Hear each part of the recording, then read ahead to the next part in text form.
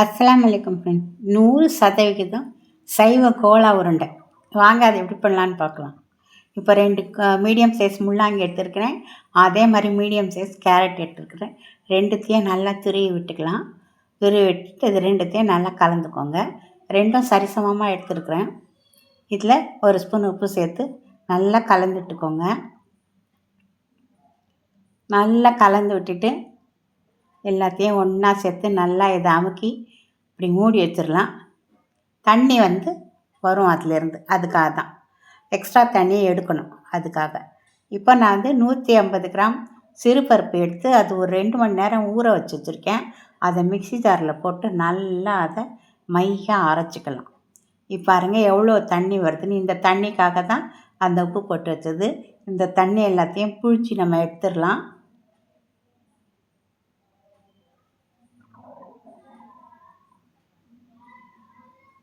எல்லாத்தையும் நல்லா ஒட்டை பிழிஞ்சிடலாம்.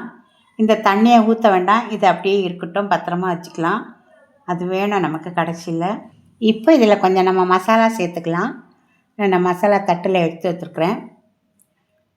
1 ஸ்பூன் மிளகாப்பொடி, தனி மிளகாப்பொடி, 1 ஸ்பூன் சீரகம், ஒரு 1/4 ஸ்பூன் ஓமம், அப்புறம் ஒரு 1/4 ஸ்பூன் மஞ்சள், ஒரே ஒரு நல்ல ஃபுல் ஸ்பூனில் கடலை மாவு எடுத்துருக்குறேன்.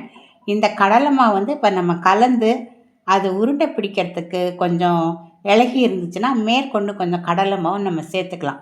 இப்போ முதல்ல நான் 1 ஸ்பூன் எடுத்திருக்கேன். வேணும்னா சேர்த்துக்கலாம், இல்லான்ட்டு வேண்டாம். இப்போ இதோட நம்ம அரைச்சி வச்சுருக்குறோம் இல்லையா அந்த சிறு பயிறு, அதையும் சேர்த்துக்கலாம். ரொம்ப ரொம்ப டேஸ்ட்டாக இருக்கும். ரொம்ப ஹெல்த்தியான ஒரு ரெசிபி. கண்டிப்பாக செஞ்சு பாருங்கள் ஃப்ரெண்ட்ஸ். இதை நல்லா கலந்து விட்டுக்கோங்க. இதில் தேவையான அளவு உப்பு சேர்த்துக்கோங்க. உப்பு சேர்த்து இதையும் நல்லா கலந்து விட்டுக்கோங்க. உப்பெல்லாம் சரியாக இருக்கான்னு இப்பயே பார்த்துக்கோங்க. காரம் கூட சரியாக இருக்கான்னு பார்த்துக்கோங்க. இதில் ஒரே ஒரு ஸ்பூன் கஸ்தூரி மேத்தி நல்லா இதை தேய்ச்சி அதில் சேர்த்துக்கோங்க. நல்ல வாசனையாக இருக்கும். இப்போ கொஞ்சம் கொத்தமல்லி எடுத்து வச்சுருக்கேன். அந்த கொத்தமல்லியை நல்லா மெலிசாக கிள்ளி அதில் போட்டுக்கோங்க.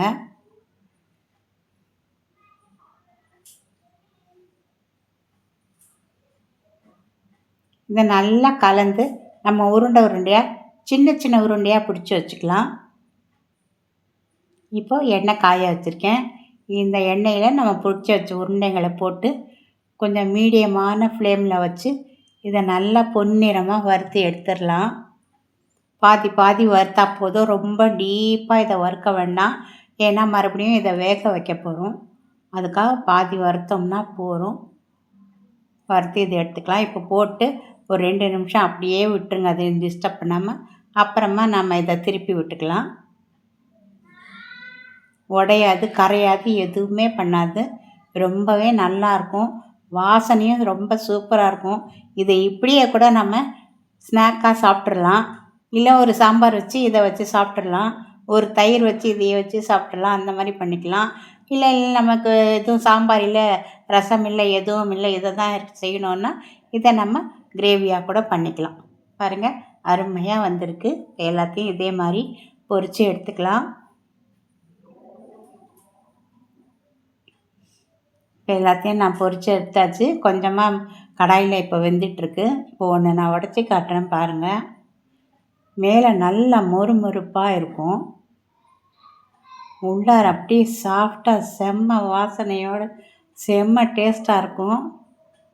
இது நீங்கள் முள்ளாங்கியில் பண்ணதுன்னு சொன்னால் யாருமே நம்ப மாட்டாங்க. இதில் நீங்கள் மட்டன் ஏதோ ஒன்று சேர்த்துருக்குறீங்க அப்படின்னு தான் சொல்லுவாங்க. அவ்வளோ பிரமாதமாக இருக்கும். இப்போ எல்லா கோலா உருண்டையும் பொரித்து எடுத்தாச்சு. ஒரு சின்ன கடாயில் வச்சுருக்கேன். அதில் 2 தக்காளி, ஒரு 4-5 வெங்காயம் போட்டிருக்கேன். ஒரு 5-6 முந்திரி பருப்பு போட்டிருக்கேன். இது நல்லா கொஞ்சம் வெந்து வந்ததுக்கப்புறம் லவங்கம், பட்டை, ஏலக்காய் உங்களுக்கு தேவையான அளவு போட்டுக்கோங்க. நான் ஒரே ஒரு ஏலக்காய், 3 லவங்கம், சின்ன துண்டு பட்டை போட்டிருக்கேன். வேறு அந்த பிரிஞ்சி இலை அதெல்லாம் நான் போடவே இல்லை. இப்போ நல்லா கொதித்து வந்தப்புறம் அந்த தக்காளி மேலே இருக்கிற தோல் எல்லாம் எடுத்துட்டு இப்போ நம்ம புழிஞ்சு வச்சுருந்தோம் இல்லையா தண்ணி, அந்த தண்ணியை இதில் சேர்த்துருங்க. இது நல்லா கொதிக்கட்டும். இப்போ உள்ளே இருந்த எல்லா வெங்காயம் தக்காளி எல்லாத்தையும் எடுத்தாச்சு. முந்திரி எல்லாத்தையும் எடுத்து நல்லா இதாக மையாக அரைச்சிக்கலாம். அரைச்சிக்கிட்டு ஒரு கடாய் வச்சு பொரிச்சோம் இல்லையா, அதுலேருந்து ஒரு பெரிய குழிக்கரண்டி அளவு எண்ணெய் ஊற்றிருக்கேன். அதுக்கு மேலே கொஞ்சம் 2 ஸ்பூன் தேங்காய் எண்ணெய் ஊற்றிருக்கேன். நல்ல வாசனை வரும். நல்ல எண்ணெய் காஞ்ச உடனே இந்த அரைச்சி வச்ச இந்த மசாலாவையும் இதில் சேர்த்துக்கோங்க. சேர்த்து இதை நல்லா கலந்து விட்டுக்கோங்க. மிக்ஸி ஜாரில் நம்ம அந்த தண்ணி வச்சுருந்தோம் இல்லையா, அதை கொஞ்சம் ஊற்றி வச்சுருக்கிறேன். அதை நான் இப்போ ஊற்ற மாட்டேன். அப்புறம் மசாலாலாம் சேர்த்ததுக்கப்புறம் தான் ஊற்றுவேன். அதுக்கப்புறம் இன்னும் கொஞ்சம் சுடு தண்ணி அதில் வச்சுருப்பேன். அந்த சுடு தண்ணி தான் இந்த குழம்புக்கு சேர்க்கணும். பச்சை தண்ணி சேர்த்துறாதீங்க. இப்போ 1/2 ஸ்பூன் மஞ்சள் பவுடர் போட்டுக்கலாம். 1 ஸ்பூன் காஷ்மீரி மிளகாத்தூள் போட்டுக்கலாம். 1/2 ஸ்பூன் தனியாப்பொடி போட்டுக்கலாம். இது எல்லாத்தையும் நல்லா கலந்து விட்டுக்கோங்க. இப்போ அந்த தண்ணியை இதில் சேர்த்துக்கோங்க. மிக்ஸி ஜாரில் இருந்த தண்ணியை அதில் சேர்த்துடலாம். இப்போ இதை நல்லா கொதிக்க விட்டுடலாம். இப்போது நல்லா வறுத்து பொடி பண்ண சீரகத்தூள் 1/2 ஸ்பூன் போட்டிருக்கேன். உங்களுக்கு சீரகம் வாசனை பிடிக்கும் வந்தீங்கன்னா நீங்கள் 2 ஸ்பூன் கூட போட்டுக்கலாம். எனக்கும் பிடிக்கும் தான். நான் 1/2 ஸ்பூன் போட்டிருக்கேன். இதுவே நல்ல வாசனையாக இருந்துச்சு. இதை ஒரு கலக்கி விட்டுக்கலாம். இப்போ நல்லா கொதி வந்துட்டுருக்கு. இப்போ இதில் நம்ம அந்த உருண்டைகளை சேர்த்துடலாம். சேர்த்துட்டு இதையும் கொஞ்சம் நேரம் டிஸ்டர்ப் பண்ணாமல் ஒரு 2 நிமிஷம் தான் போகிறோம். உடையவே உடையாது. இது பயமே வேண்டாம். இதை லேசாக திருப்பி விட்டுக்கலாம். பாருங்கள், அருமையாக திரும்ப வருது. உடையாது, கரையாது, ஒன்றும் பண்ணாது. ரொம்ப ரொம்ப நல்லாயிருக்கும்.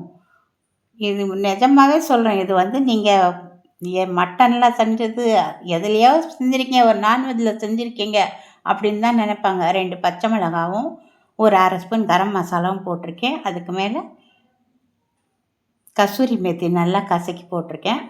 இப்போ இந்த உருண்டைகள் வந்து அந்த தண்ணியை நல்லா இழுத்துரும். அதுக்காக நான் கொஞ்சம் சுடு தண்ணி சேர்த்துருக்கேன். இப்போ மேலே கொத்தமல்லி சேர்த்து கொஞ்சம் மூடி போட்டு இதை ஒரு தம்மில் விட்டுடலாம்.